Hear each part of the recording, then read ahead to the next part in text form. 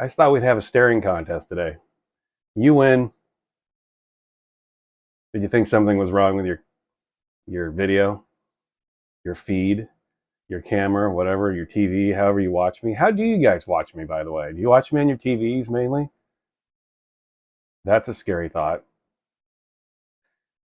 My face on your 70-inch OLED television screen. Damn. Very frightening. I'm going to keep it pretty short today, but as always, I wanted to stop and say thank you. I say this every once in a while. I wanted to thank everyone who watches my channel. Seriously, thanks, guys. My last video I did on Pink Industry, someone in Liverpool said they'd never even heard of Pink Industry and they were going to start listening to them. I thought that was cool. Someone who's in that city listening to a band that they didn't know was from the city they're from, and they're listening to it based on my recommendation here on the West Coast of the United States. I love it when the world gets small like that. That's what YouTube does. It acts as a catalyst to create bridges and connect people. It's fun. That's the cool part about this. And I get to talk about music, and I get to rant, and I get to do what I do, and you guys are nice enough to watch, so I really deeply appreciate that. Thanks, guys. As always, I really appreciate you guys taking the time to watch my channel. Never thought I'd have this many people watching this, so yeah, it's cool. I go back to work tomorrow too. I'm feeling very mixed about this. I do like my job, but I also like not working. Yeah, it's an interesting paradox to be in. But, you know, I'm looking forward to it. I get to go hang out with these crazy little kids, and most of them are really cool. So, yeah, I look forward to that. But, yeah, I don't look forward to getting up at the crack of dawn and dealing with certain things. That part I don't miss. But I'm eager to get back to work. But that does mean less videos. So, or maybe not. I don't know. Probably. I know myself. When I get home from work, I am not in the mood to talk. This is going to be a big shocker to the vast majority of you, I'm sure, but I'm not much of a talker. The talking I do on this channel is more or less most of the talking I do all day. It's I would much rather listen.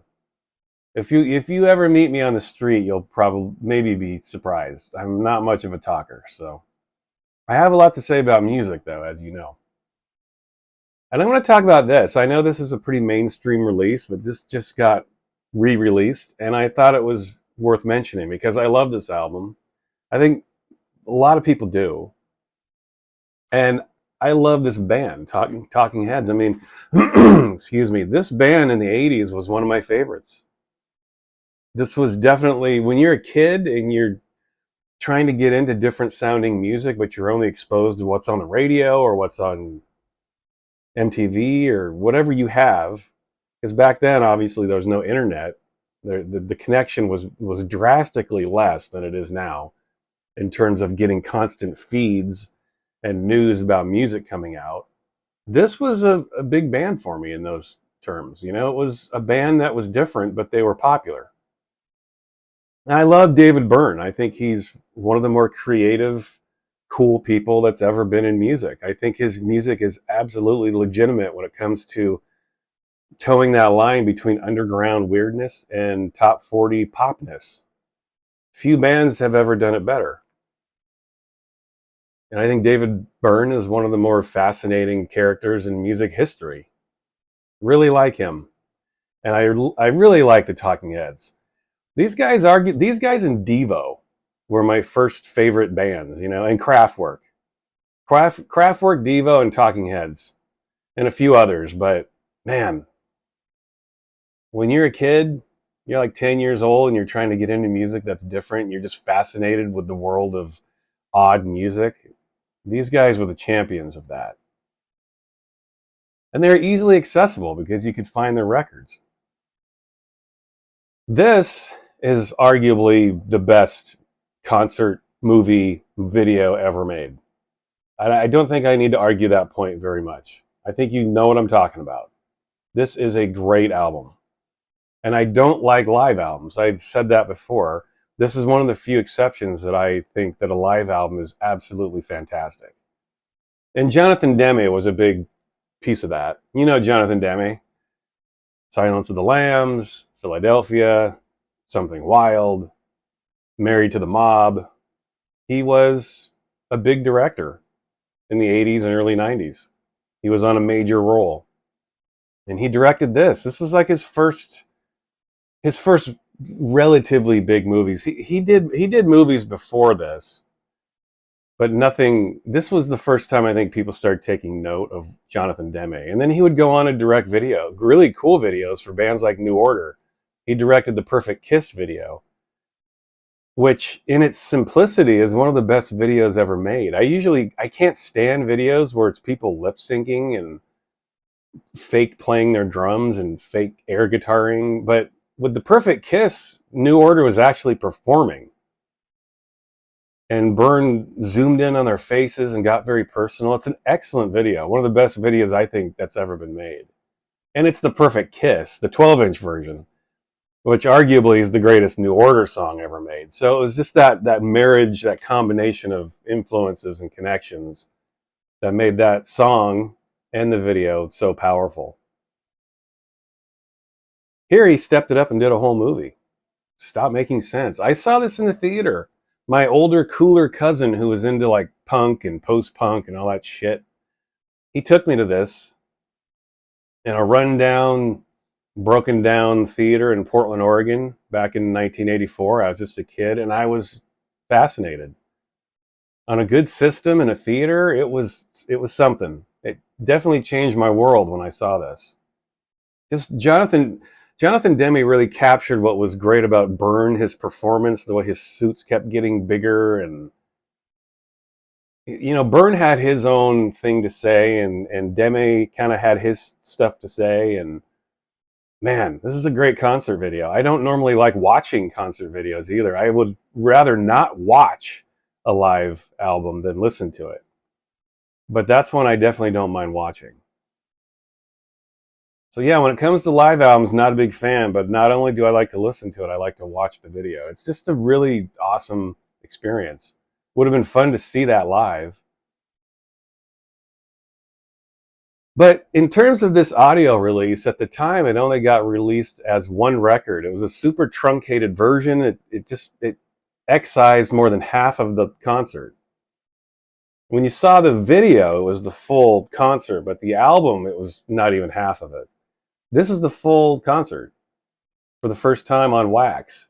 They did release this digitally. I looked this up on Apple Music, and it does have this, but minus 2 tracks.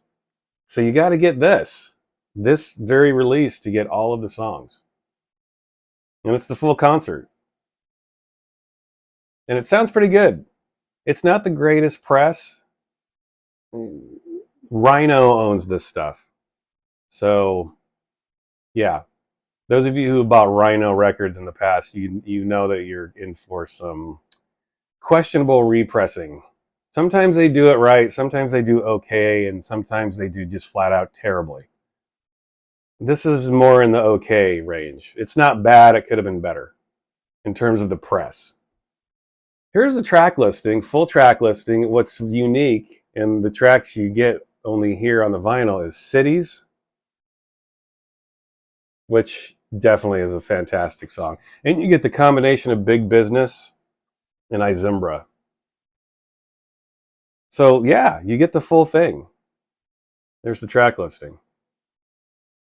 It's exciting to have all the songs finally on wax because this just hasn't happened. And to have it all here is super cool. I'm going to pull these records out. First thing, they put them in these cheap-ass white paper inner sleeves. I don't know. I mean, I've complained about this before. If you're going to go to the trouble to reissue an album, a record, why? What's the point? Step it up, man. It's Talking Heads. It's not like people aren't going to buy it. If you have to raise the price by $1, which, by the way, this was $40. They could have put some better paper inners on this. Or not even paper, the polylined ones. Better inner sleeves. Or how about this? Printed inner sleeves. Figure it out. How about you add some extra photos or something? They did add this. You get the booklet. It's almost like a program when you go to a show. It's got photos and stuff. But having some nicer inner sleeves would have gone a long way. When you're paying $40 too.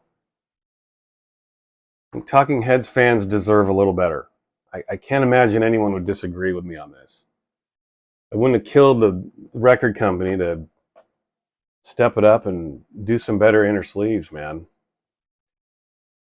Also, I need to point this out. I point it out all the time. You see some non-fill there? Yeah, there's non-fill here. And it's really bad on this side. Look at that. They cram those 4 tracks all squeezed together and then all that non-fill at the end. Why? Rhino, seriously? You haven't learned your lessons yet? I guess they don't care.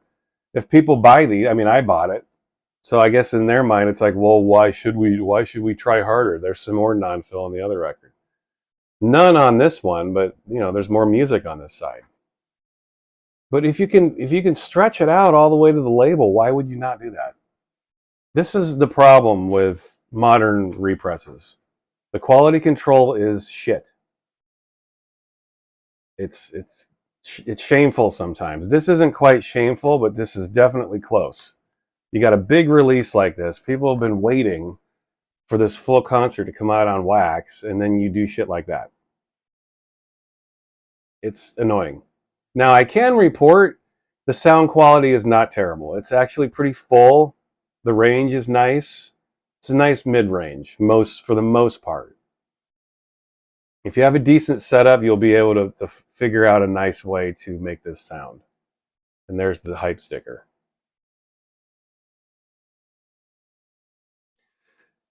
Boy, I mean, my favorite tracks on this is Psycho Killer, the opener. I just love the way the whole show builds like that. It's so beautiful, the way Byrne had that planned out. I love the fact that that Weymouth and France come out and do their Tom Tom Club track, Genius of Love. I thought that was a really nice touch. It's a great song. One of the most sampled songs in history, I think. And it should be. It's a fantastic track. For me, my favorite songs on here are probably Cross-Eyed and Painless, the last one, which wasn't on the original issue, which is mind-blowing to me. Cross-Eyed and Painless is one of their best songs they ever did. That whole Remain in Light album should be on here, but they should have done all that. This Must Be the Place, Naive Melody. It's hard to argue with that song. A brilliant song, Once in a Lifetime. Cities, I'm glad that's on here. Thank You for Sending Me an Angel. That's the first song where there's drums. That one's really powerful, I think, because of that. The drums start coming in, and you're like, yeah, here we go. The concert's warming up. It's getting heated up.